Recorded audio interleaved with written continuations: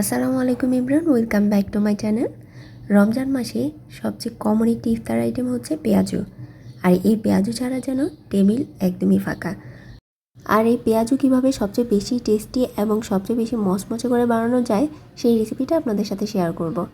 আশা করছি সবার ভালো লাগবে। তো চলুন শুরু করা যাক। পেঁয়াজু বানানোর জন্য প্রথমে আমি এখানে মসুর ডাল নিয়েছি 1.5 কাপ। পর্যাপ্ত পরিমাণ পানি দিয়ে ডালটাকে ভিজিয়ে রাখবো কমপক্ষে 2 ঘন্টা। যদি হাতে সময় কম থাকে তাহলে 1 ঘন্টাও ভিজিয়ে রাখতে পারেন। তো আমি 2 ঘন্টা ভিজিয়ে রেখেছিলাম, আর 2 ঘন্টা ভেজানোর পর ডালগুলো এরকম ফুলে গিয়েছে। তো ভালোভাবে ক্লিন করে পানিটা ঝরিয়ে নিচ্ছি।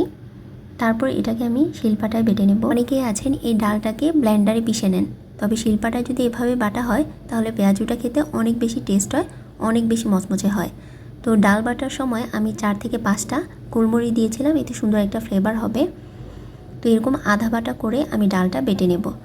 এখন একটা বাটিতে আমি 1.5 কাপের মতো পেঁয়াজ নিয়েছি।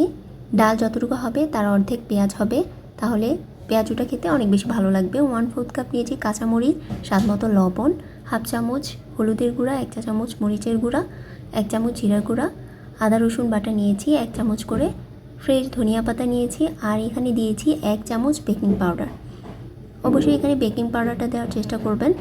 বেকিং পাউডারটা দিলে পেঁয়াজুটা অনেক ক্রাপি হয় আর দীর্ঘ সময় ধরে মুচমুচে থাকে। তো ভালোভাবে মেখে নিলাম। এমনভাবে মাখতে হবে যাতে পেঁয়াজ থেকে পানি বের না হয়ে যায়। তো ভালোভাবে মেখে আমি যে ডালটা বেটে রেখেছিলাম সেটা দিয়ে আবারও মেখে নিচ্ছি।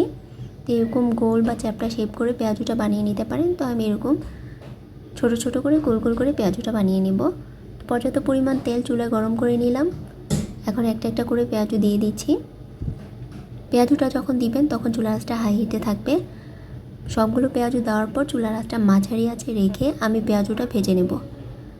চুলার আঁচটা ঠিক একই রকম থাকবে শুরু থেকে লাস্ট পর্যন্ত। লো হিটে ভাজলে পেঁয়াজুতে তেল ঢুকে যাবে, আর হাই হিটে ভাজলে পেঁয়াজুর উপর থেকে কালার চলে আসবে আর ভিতরে কাঁচা থেকে যাবে, মচমচে একদমই হবে না। তো আমি মাঝারি আঁচে রেখে পেঁয়াজুটা ভেজে নিয়েছি।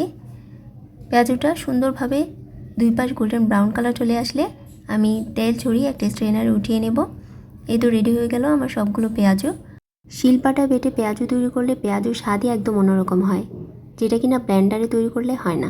শুধু রমজান মাস নয়, যে কোনো সময় এই পেঁয়াজুটা এভাবে তৈরি করতে পারেন, দেখবেন সবাই খুব প্রশংসা করবে আপনার। এই পেঁয়াজুটা এত মজা এবং এত মুচমুচে হয় যে একটা খেলে আরও 10টা খাওয়ার ইচ্ছা হয়। তো আমার আজকের রেসিপি আপনাদের কাছে ভালো লাগলে অবশ্যই লাইক, কমেন্ট, শেয়ার, সাবস্ক্রাইব করতে ভুলবেন না। আজ এই পর্যন্তই। সবাই ভালো থাকবেন। আল্লাহ হাফিজ।